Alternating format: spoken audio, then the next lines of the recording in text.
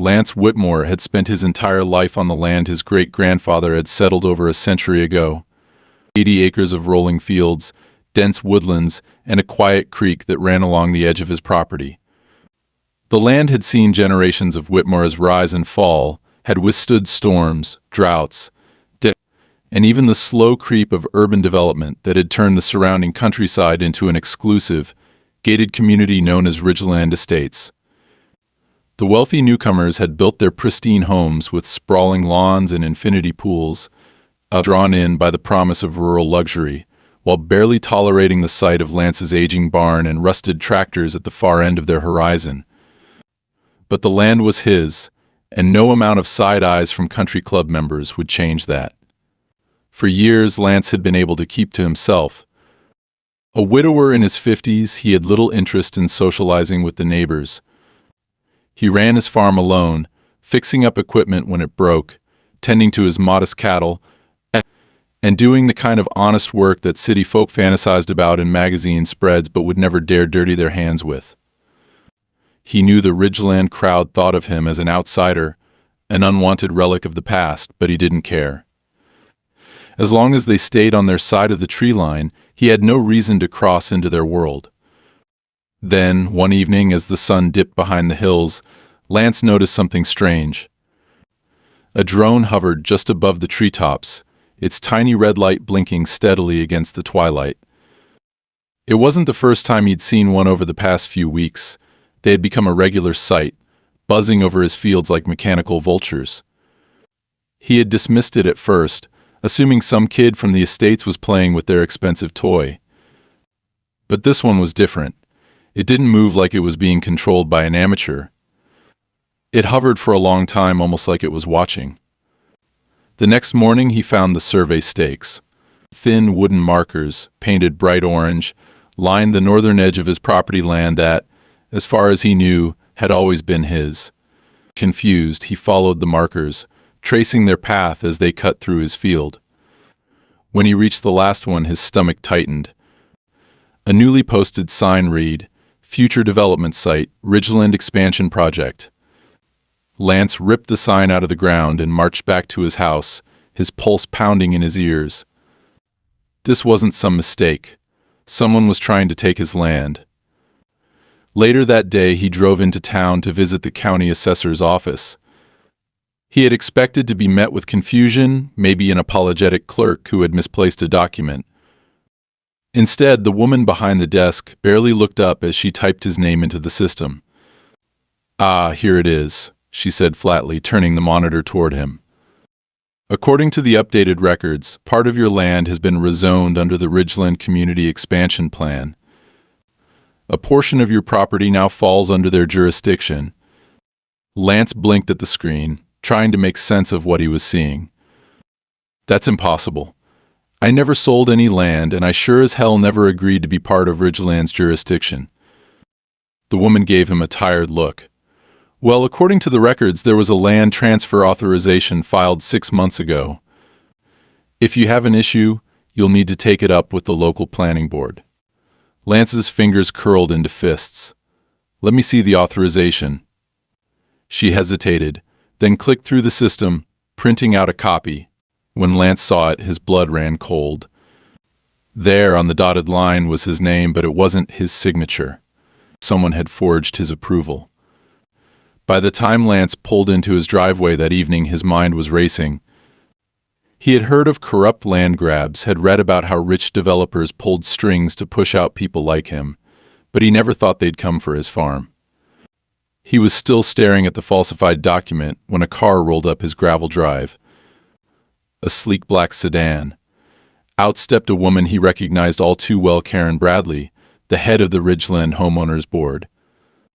She smiled as if they were old friends, clasping her hands in front of her expensive beige blazer. "Lance, it's so good to finally talk face to face." He didn't return the sentiment. "You want to tell me why your name's all over a document that says I handed over part of my land?" Karen's smile barely faltered. Now. Let's not get hostile. There's been a lot of confusion about property lines lately. The expansion project is meant to improve the entire community. You'd be compensated, of course. I don't want your damn money, Lance snapped. I want my land. She tilted her head, feigning sympathy. Lance, I understand. This place has sentimental value. But the truth is, this area is growing, and holding on to excess land isn't practical. You could take the payout and move somewhere quieter, somewhere more suited to your lifestyle. Lance took a step closer. I'm not going anywhere. Karen's smile finally dropped. That's unfortunate. She adjusted the cuff of her sleeve. I'd hate for things to get messy. With that, she turned and walked back to her car. The sedan disappeared down the road, leaving Lance standing in the dust, fists clenched. He thought that was the end of it. He was wrong. That night, something shattered against his front porch. When he stepped outside, glass crunched under his boots. A beer bottle, its contents soaking into the wood. He scanned the darkness, but whoever had thrown it was already gone. The next morning, his power was cut off. The electric company claimed he had an outstanding balance, despite the fact that he had paid his bill just days ago. When he drove to town to sort it out, he returned to find his barn door hanging open, the padlock cut clean through. Inside, his tools had been thrown around, a bag of feed slashed open, spilling across the floor like spilled blood. A message had been carved into the wood of his barn with something sharp. Sell or else. Lance stood in the doorway, jaw tightening. This wasn't about money. It was about power. And if they thought they could scare him off his land, they had another thing coming. Lance spent the next morning driving back to the county office, determined to get someone to acknowledge the fraud that had taken place. He had barely slept, replaying the events of the past few days in his mind, his frustration mounting with each passing hour. He knew how these things worked. Someone, somewhere had signed off on the forged documents, and that someone wasn't going to make it easy for him to undo whatever had already been set in motion. He walked into the office with a copy of the falsified authorization papers in hand, fully expecting an argument, but the clerk at the front desk barely glanced at him before directing him down the hall to an office with frosted glass windows. A plaque on the door read Mitchell Crawley, County Zoning and Land Development. The man inside was middle-aged, his shirt wrinkled from what looked like a long morning of dodging accountability. He barely looked up from his computer screen as Lance entered, waving a hand toward a chair, as if Lance were another tedious appointment on his schedule. Mr. Whitmore, is it? What can I do for you today? Lance dropped the papers onto his desk. You can start by explaining how my name ended up on a document I never signed. Crawley sighed, picking up the papers and skimming them as if he were seeing them for the first time. Ah yes, this was part of the recent Ridgeland Estates expansion filing. Everything appears to be in order. Lance leaned forward. It's not in order. That's not my signature. Crawley set the papers down with an exasperated look. I understand you're upset, but these things happen sometimes. Paperwork gets misfiled, clerical errors occur. Lance slammed his palm against the desk, making Crawley jump. This isn't a clerical error. Someone forged my name to steal my land. Now you're either going to tell me who submitted this, or I'm going to make sure every damn person in this office is answering questions under oath. Crawley's jaw tightened, and for the first time he looked at Lance with something other than bored disinterest. There was a flicker of caution behind his eyes, a hesitation that confirmed what Lance had already suspected. He knew exactly who was behind this. He cleared his throat, shifting in his chair.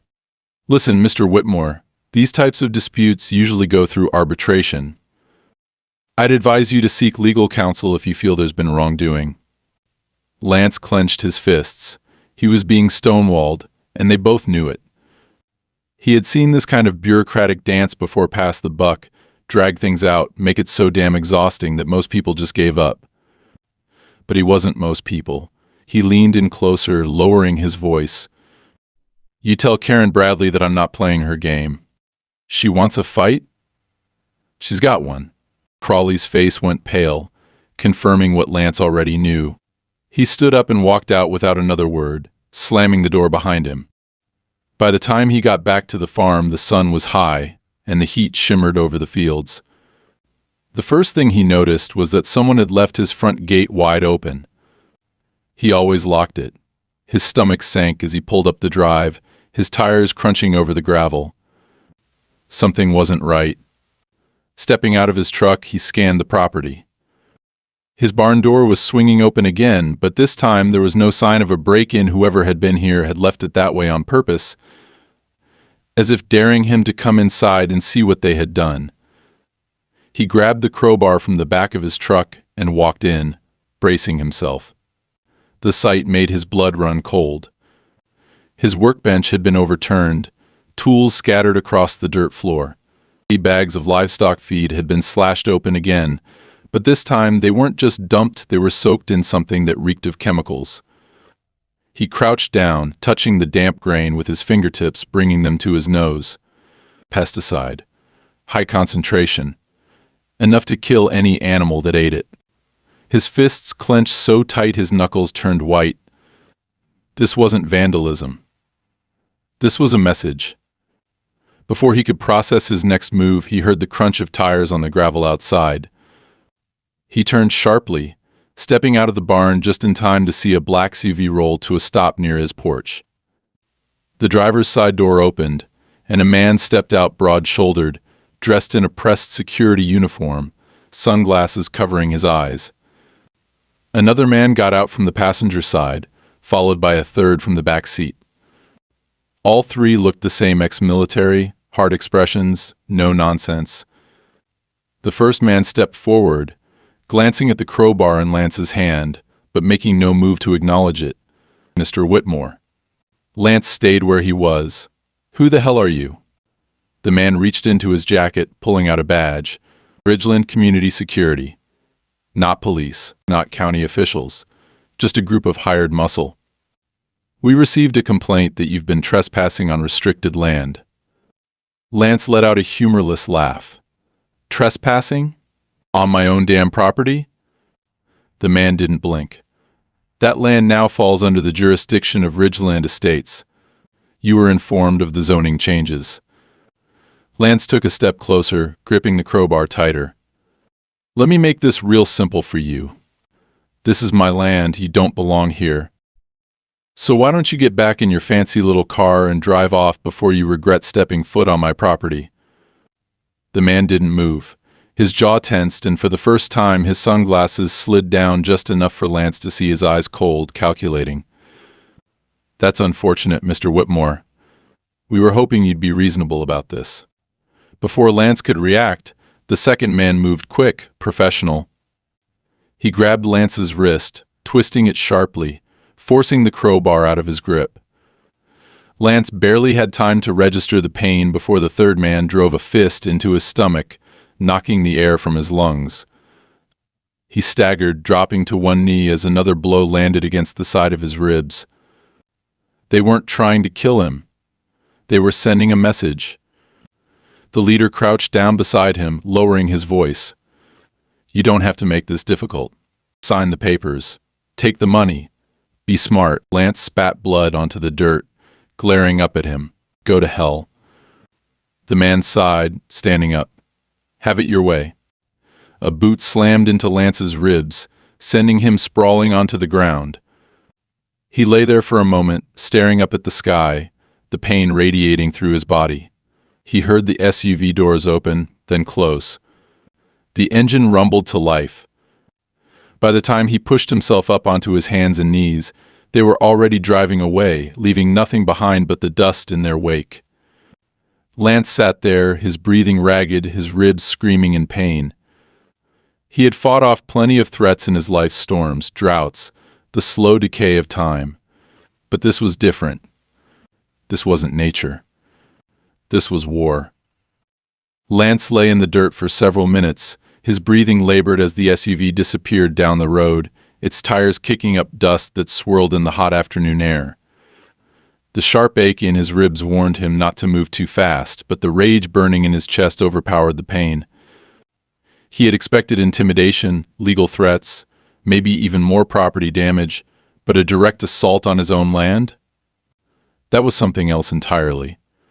He forced himself onto his feet, swaying slightly before regaining his balance. His entire body protested, but he clenched his teeth and made his way to the house, gripping the railing as he hauled himself onto the porch. His hands trembled as he unlocked the door and stepped inside, locking it behind him. His first thought was to call the sheriff, but he already knew how that would go. The men who attacked him weren't just some low-level thugs Ridgeland's security force operated with impunity, protected by money, connections, and the thin veneer of legality that allowed them to function without interference. He had no proof, no names, no witnesses, just bruises, cracked ribs, and the undeniable certainty that this was only the beginning. He grabbed the bottle of whiskey from the kitchen shelf, twisted off the cap, and took a deep swig, letting the burn dull the pain for a moment. His mind was racing, calculating his next move. He knew one thing for certain: they weren't going to stop. He had become an obstacle to whatever plan was in motion, and obstacles were removed one way or another. Before he could dwell on it, he heard the distant hum of an engine. He tensed, his grip tightening around the whiskey bottle as he moved to the window. A familiar old pickup truck was rolling up his driveway, kicking up the same dust the Ridgeland thugs had left behind. Relief flooded his chest as he recognized the driver, Roy Callahan, a retired mechanic who had lived in the area for decades. Lance stepped out onto the porch as Roy climbed out of his truck, his weathered face twisted in concern as he took in Lance's bruised face and the way he held his ribs. "Jesus, Whitmore. What the hell happened to you?" Lance exhaled sharply. "Ran into some of your friends from Ridgeland." Roy's mouth tightened.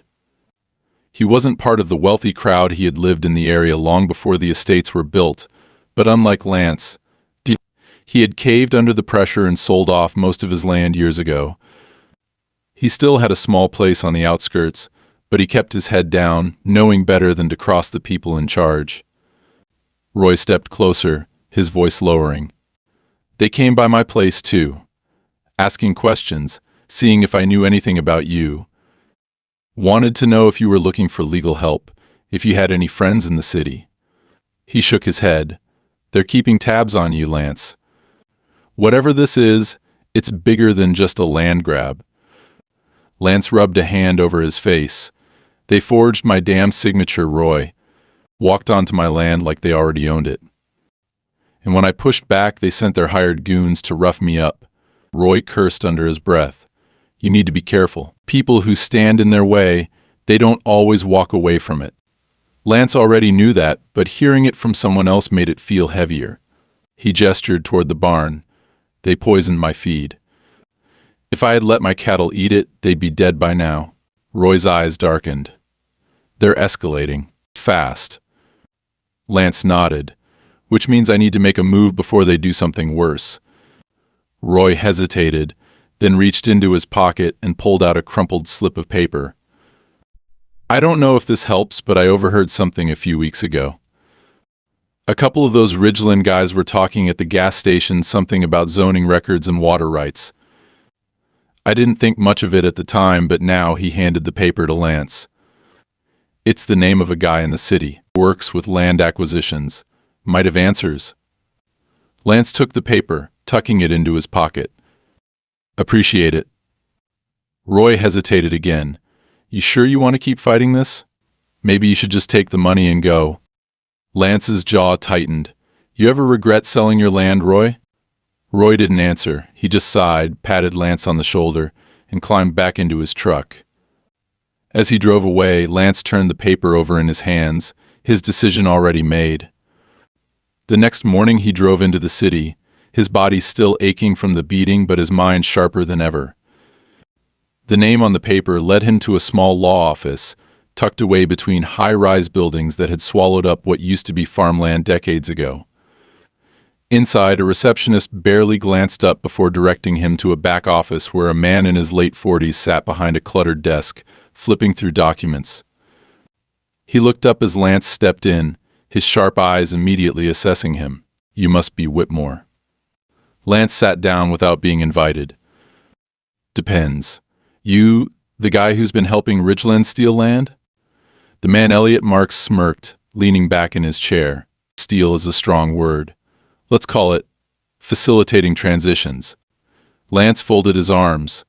And I suppose forging signatures is part of that transition? Marks didn't even flinch. Look, Mr. Whitmore, you're fighting a battle you can't win. Ridgeland has connections, resources, and the law on their side. You've got bruises and a bad attitude.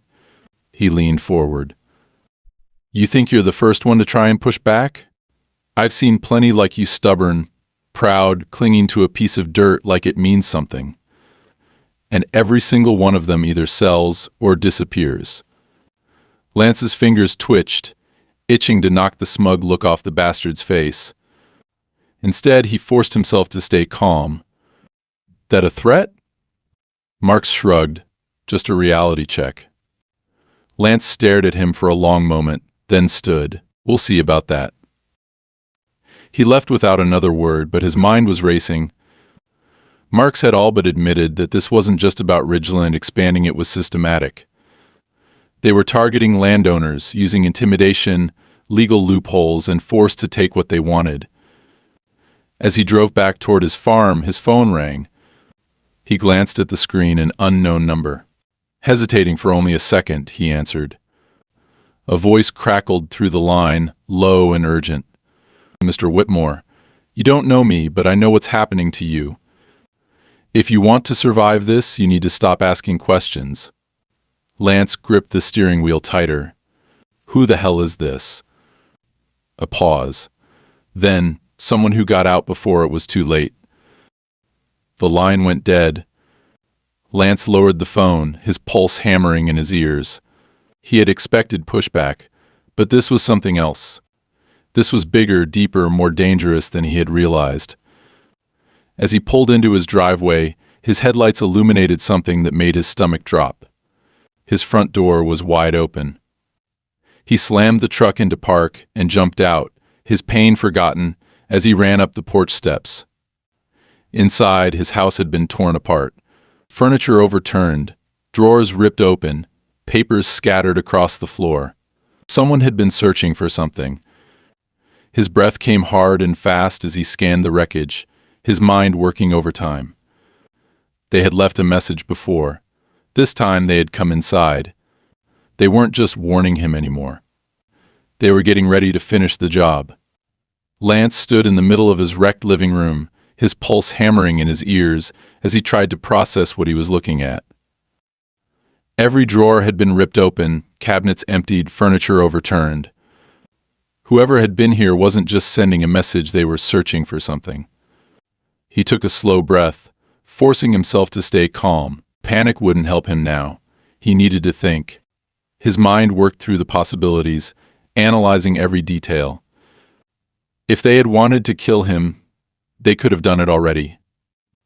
If they had wanted to set the place on fire, they would have. No, this wasn't random destruction. They had been looking for something specific. He moved cautiously through the wreckage, checking what was missing. His tools were untouched, his cash still in the drawer he always kept it in. Even his old hunting rifle, the one he figured they might steal just to get it out of his hands, was still in its case. But when he stepped into his small home office, he saw what they had really been after. His filing cabinet had been forced open, the metal frame bent where someone had pried it apart.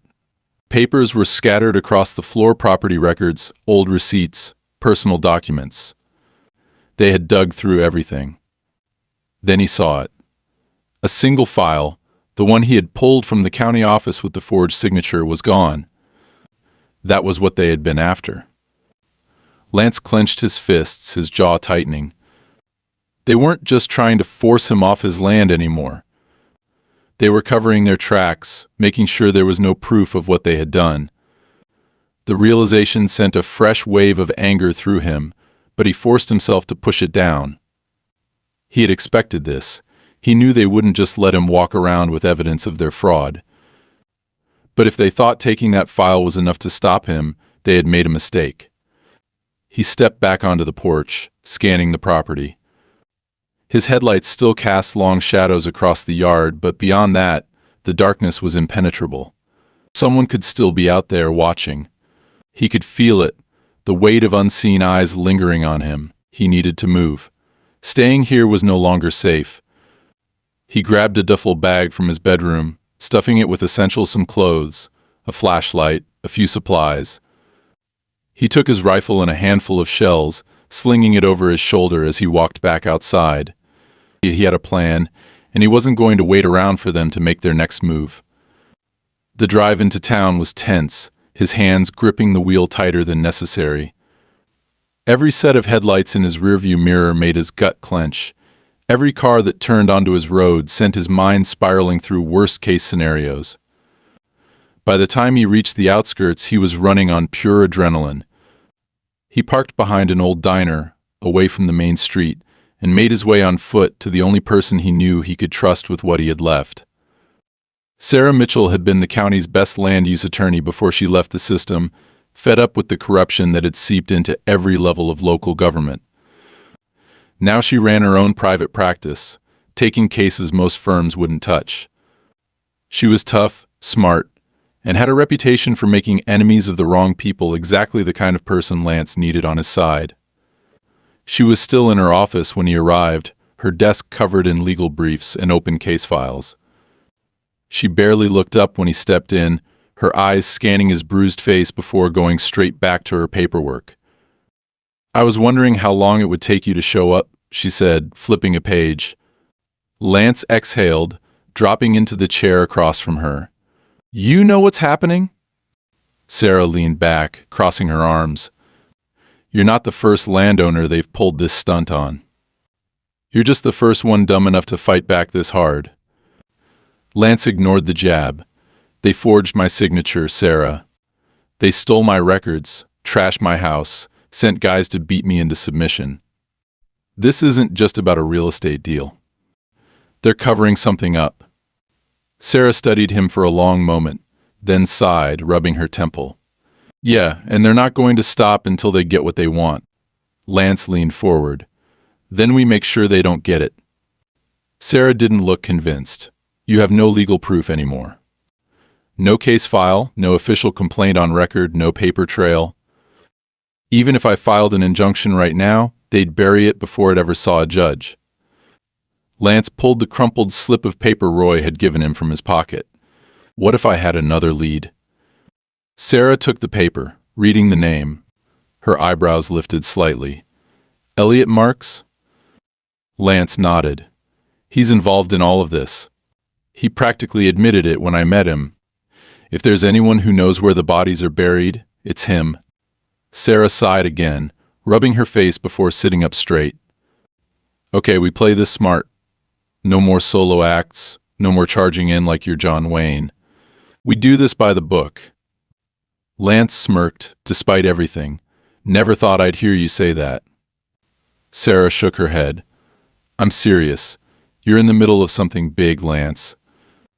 If we don't handle this right, you're going to end up either in jail or in the ground."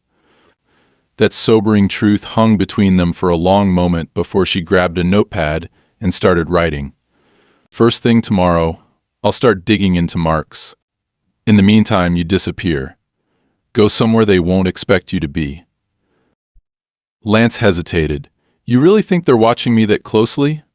Sarah gave him a look. "Lance, they broke into your house. They knew exactly what to take. You think they don't know where you're sleeping tonight?" That shut him up. She ripped a page from her notepad and handed it to him. "Here, it's an address. Old client of mine, outside of town. He owes me a favor. Stay there, keep your head down." Lance took the paper, nodding. He wasn't used to running, but he wasn't stupid. If Sarah said he needed to lay low, he'd listen. As he stepped back out onto the street, the weight of everything settled on him. He wasn't just fighting for his land anymore. He was fighting against a machine that had spent years perfecting how to crush people like him. But he wasn't done yet. As he climbed into his truck and started the engine, he made a silent promise to himself. He was going to make them regret coming after him. Lance drove through the dark, his fingers clenched tight around the steering wheel, his jaw locked in a mix of pain and determination. Sarah was right, he needed to get out of town for a while, let her do the legal work, find something they could use. But every instinct in his body screamed against the idea of running. He wasn't the type to lie low and wait. He had spent his life solving problems with his own two hands, and this was no different.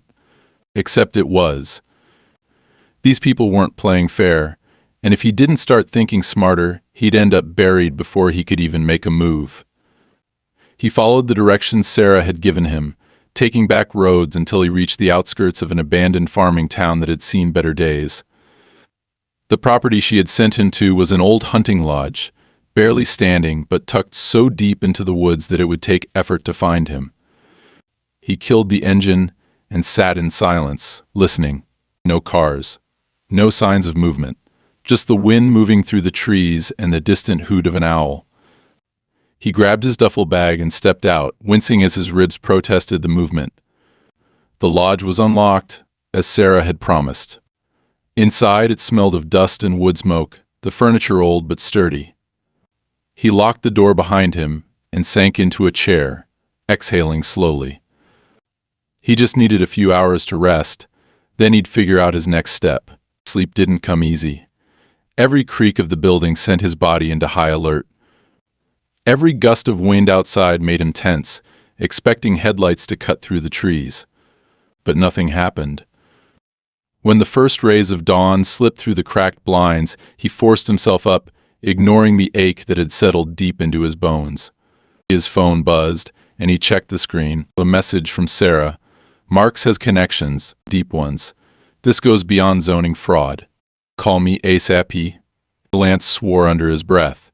He stepped outside, phone pressed to his ear as he called her. She answered on the second ring, her voice tense. Lance, you need to listen. This isn't just about your land. Ridgeland's expansion project? It's a front. Lance's grip on the phone tightened. For what? Sarah exhaled sharply. Water rights. Lance frowned. What the hell are you talking about? I did some digging, she said. That old water table under your land? It's deeper than most in the area, and the aquifer runs cleaner than anything else in the county.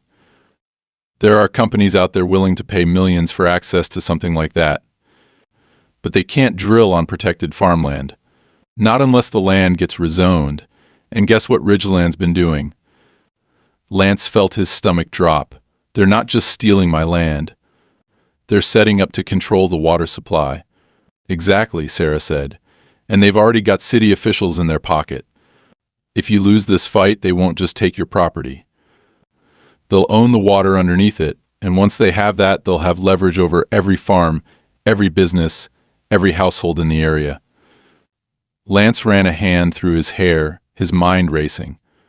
Who's pulling the strings? Marks is the middleman, Sarah said.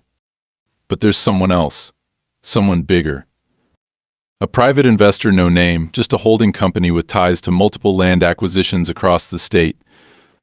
I'm still working on getting details, but whatever's happening, it's been in motion for years. Lance's teeth clenched. So what do we do? Sarah hesitated. Legally, we stall. We file injunctions, we demand environmental reviews, we force them to prove their development is legitimate. But that's going to take time. And you don't have time, Lance. If they think you're still a threat, they'll come for you again. And next time. They won't just rough you up. Lance stared out at the tree line, his fingers tightening around the phone. Let them come, he said quietly. I'll be ready. Sarah swore. Damn it, Lance. This isn't the time to play cowboy. These people don't leave loose ends. I'm not planning on being one, Lance said. There was a long silence. Then Sarah sighed. Just don't do anything stupid. I'll keep digging. You keep breathing. The call ended, but Lance's mind was already working. Water rights. That was the real game. They weren't just pushing him out because they wanted his land. They were securing control over something far more valuable. And if they had spent years setting this up, that meant there were records, documents, Someone had to have proof of what they were planning. He needed to get back into town. Lance didn't take the main roads. He stuck to back routes, making sure no one was following him. By the time he reached the county office, the sun was setting. He parked a block away, walking the rest of the distance on foot. He wasn't going through the front door this time. He had learned his lesson. Instead, he made his way to the side of the building, where he knew the employees used the back entrance. The door was locked, but the keypad above the handle told him all he needed to know. He had seen the clerks enter the code enough times to get a rough idea of the sequence. It took 3 tries, but then the lock clicked, and he was inside. The office was empty, the hallways dark. He moved quickly, keeping to the shadows as he made his way to the records department. The room was locked, but he had come prepared. He pulled a small pry bar from his jacket and worked it between the door and the frame, applying slow pressure until the latch gave. Inside, rows of filing cabinets lined the walls, each labeled with case numbers and property names. He moved through them quickly, scanning for anything related to Ridgeland. Then he found it. A thick folder marked with the Ridgeland logo. Inside were contracts, zoning approvals, land transfer agreements, and buried beneath them maps, detailed surveys of the underground water supply, estimates of volume, purity, accessibility. A clear plan to commercialize the aquifer. They weren't just developing the land. They were setting up an infrastructure to sell the water. He had what he needed. He shoved the documents into his jacket and turned to leave, only to hear the distant creak of a door opening. Someone else was here. Lance moved fast, slipping into the shadows as footsteps echoed down the hallway. The glow of a flashlight swept across the walls, methodical and deliberate. He recognized the walk. Military, not a rent-a-cop. This was someone who knew what they were doing. He held his breath as the footsteps stopped just outside the records room. The beam of the flashlight hovered at the doorway. Then, a voice, low, controlled. "Mr. Whitmore, if you're in there, I'd suggest you come out now." Lance didn't move. A pause. Then, the voice again. "You've already lost. The only choice you have left is how this ends." Lance's fingers tightened around the documents in his jacket. "Over my dead body." The man sighed. "All right, then." The flashlight clicked off, and then the footsteps started again, this time, moving fast. Lance bolted. Lance didn't stop to think. The moment the footsteps started moving, he was already pushing off the wall and sprinting through the darkness of the records office, his boots silent against the tiled floor. He clutched the stolen documents to his chest as he slipped through the half-open door, his heartbeat hammering in his ears. He didn't need to turn around to know the man was right behind him. He moved fast, ducking down a side hallway that led toward the rear exit, but before he could reach the door, another figure stepped out of the shadows. This one was built like a brick wall, his silhouette barely visible in the dim, emergency lighting. Without hesitation, Lance pivoted, changing direction as a sharp voice cut through the silence. "Stop right there." Lance didn't stop. He bolted toward the stairwell, taking the steps 2 at a time, ignoring the pain in his ribs as he yanked open the door at the top and burst onto the roof. The night air hit him like a wall, cold and crisp against his sweat-soaked skin. He scanned the edge of the building, searching for an escape, but there was nowhere to go. The street below was too far to jump, and the fire escape had been removed years ago. He was trapped. The door behind him slammed open, and the man who had spoken earlier stepped onto the roof, his movements calm, deliberate. He wasn't in a hurry. He knew Lance had nowhere left to run. "You should have taken the deal," the man said, adjusting his jacket. His voice was smooth, professional, not a thug, not hired muscle. This was someone who had done this before, someone who had cleaned up messes for people like Ridgeland's investors. "I told them you wouldn't go quietly." Lance squared his shoulders, tightening his grip on the stolen papers. "If you're here to kill me, get it over with." The man smirked. Oh, it's not that simple. If I kill you, this gets messy. People ask questions. The investigations get launched. No, we need this to look clean. He took a step closer. An accident, maybe. A fire at your farm. A tragic disappearance. You'd be surprised how easy it is to make someone vanish. Lance's jaw clenched. He had been expecting something like this, but hearing it spoken so casually sent a fresh wave of anger through him. He glanced at the edge of the building again, his mind working overtime. The man noticed. Thinking about jumping? He chuckled. Don't be dramatic. This isn't the movies. You won't make it. Lance took a slow breath, forcing himself to think. He couldn't fight his way out of this. Not against a trained operative who had every advantage. But he wasn't out of options. He just needed a distraction. He shifted his weight slightly, letting his body tense as if he were about to run. The man reacted immediately, moving to intercept him. That was all Lance needed. He feinted left just enough to throw the man off balance, then spun and threw the documents off the side of the building. The man's expression flickered with shock as the papers scattered into the wind, fluttering like dying leaves as they disappeared into the darkness below.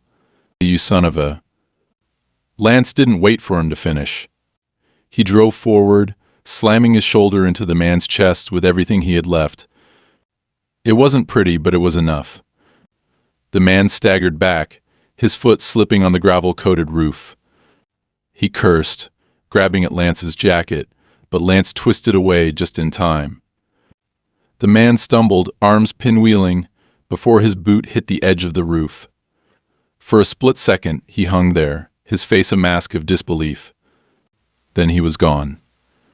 Lance didn't watch him fall. He didn't need to. The sickening crack of a body hitting pavement told him everything he needed to know. He forced himself to move, forcing air into his lungs as he scrambled toward the fire escape on the adjacent building. He had to assume there were more of them. Someone had sent that man after him, and if they were willing to go this far, they wouldn't stop now. He climbed down, dropping onto an alleyway and rolling as he hit the ground. His body protested every movement, but he pushed through it. He needed to get to Sarah. She was the only one who could salvage this now. By the time he made it back to his truck, he was running on fumes.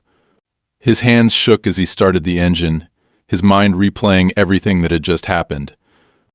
The documents were gone, but they had been seen. Someone down there had picked them up, even if he didn't know who. Maybe it was a stranger.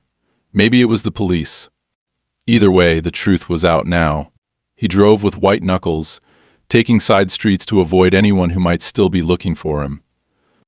His phone buzzed on the passenger seat, and he snatched it up, expecting Sarah. But it wasn't Sarah. The message was from an unknown number. Nice trick on the roof. You bought yourself some time, but not much, to get to the farm. Now. Lance's stomach twisted. He should have ignored it. He should have called Sarah, should have gotten backup, should have done anything but what he did next. He turned the truck around and headed home. The farm was dark when he arrived, too dark. The porch light was off, and the air smelled wrong like smoke, but not from a fire. Something chemical. He stepped out slowly, scanning the property. His barn door was open again, swinging slightly in the wind. He reached for the rifle behind his seat, his fingers closing around the familiar grip as he stepped forward. Then he saw them. 3 figures standing in the shadows near his barn, waiting. One of them stepped forward, and the porch light suddenly flicked on, revealing Karen Bradley standing there, arms crossed, her expression calm. You really don't know when to quit, do you? Lance's fingers tightened on the rifle. You here to make me disappear too? Karen sighed. Oh, please. If I wanted you gone, you'd already be gone. You made this a lot harder than it needed to be. She gestured toward the barn. Do you know how much trouble you've caused? Investors are pulling back, the city's asking questions, and now I have to clean up your mess. Lance took a slow step forward. You mean the mess where you forged my signature? Or the mess where you sent a hitman after me? Karen smiled, but it didn't reach her eyes. I don't know what you're talking about. Lance took another step. You should. Because the guy you sent, he's dead. That got a reaction, a flicker of something behind her carefully constructed mask. But she recovered quickly. Then I suppose that makes you a murderer. Lance smirked. Self-defense. I wonder what the cops will think when they find out about your little operation. Karen's expression hardened. You think you've won something here? You're alone, Lance. No one's coming to save you. Lance took another step, raising the rifle slightly. Then I guess we're at a standoff. Karen studied him for a long moment, then exhaled sharply. This isn't over. Then she turned and walked away, her shadows following her into the dark. Lance stood there, breathing hard, waiting until their car disappeared down the road before lowering the rifle. His body screamed in protest, exhaustion clawing at him. It wasn't over, not by a long shot. But for the first time, he felt like he had a chance. Lance stood in the quiet of his farm, the night settling around him like a heavy blanket. His body ached, his ribs screamed with every breath, but he was still standing. The last few days had been a war, unlike any he had ever fought, and now, finally, he could feel the battle shifting in his favor.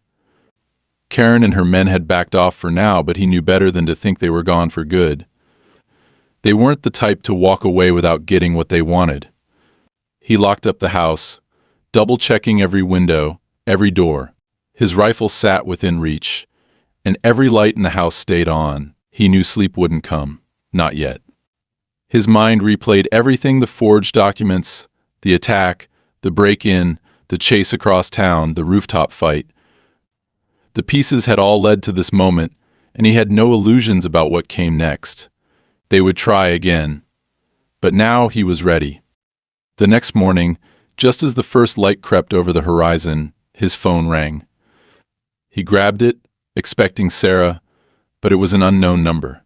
He hesitated before answering, keeping his voice steady. Yeah? The voice on the other end was low, familiar. You made a mess, Whitmore.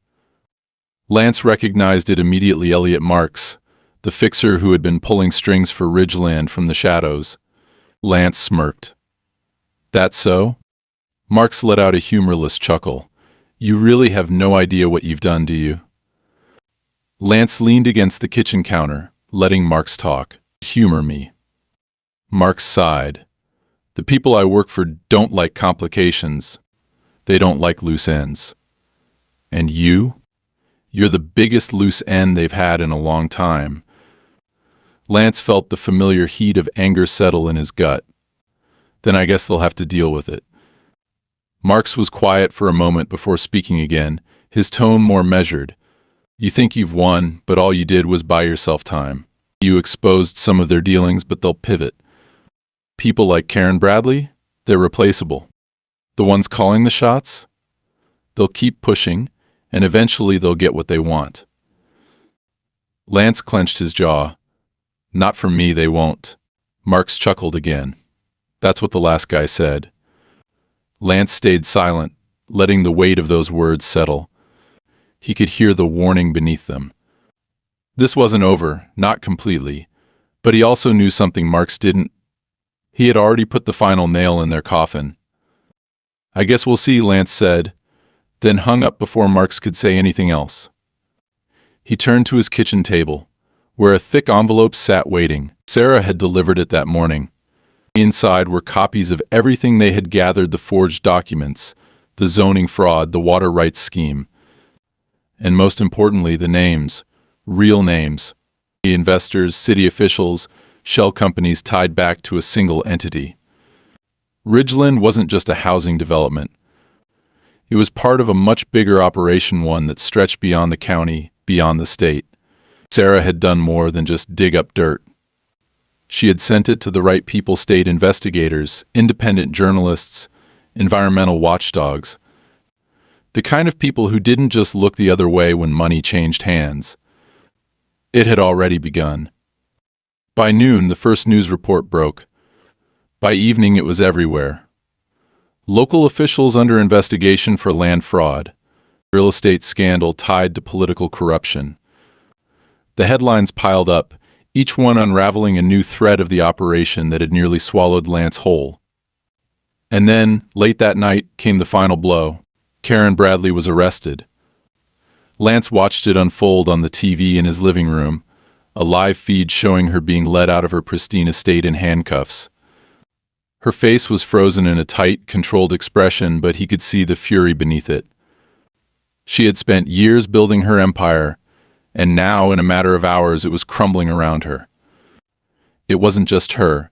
Several city officials were taken into custody, along with Ridgeland's top executives. The investors were pulling out, denying involvement, pretending they had no idea what had been going on. The house of cards had collapsed, and there was no coming back from it. Lance exhaled slowly, feeling the tension in his shoulders finally ease. It was over. The next morning, Sarah called. "You did it," she said, and for the first time she almost sounded impressed. "We did it," Lance corrected. Sarah laughed softly. "You're still an idiot for doing half of what you did, but yeah, we won." Lance stepped onto his porch, looking out over his land. The sun was rising, casting long golden streaks across the fields. His land, his home, still his. So Sarah continued, "What now?" Lance smirked. "I fix my damn barn." She snorted. "Try not to get into another war while you're at it." Lance chuckled, shaking his head. No promises. He ended the call, slipping his phone into his pocket. For the first time in a long time, he felt something close to peace. He knew the fight had left scars on his body, on his land, on his mind. But he had won. And that was enough. As he turned to head inside, a light breeze rolled across the fields, rustling the grass. The land was still his, and it always would be.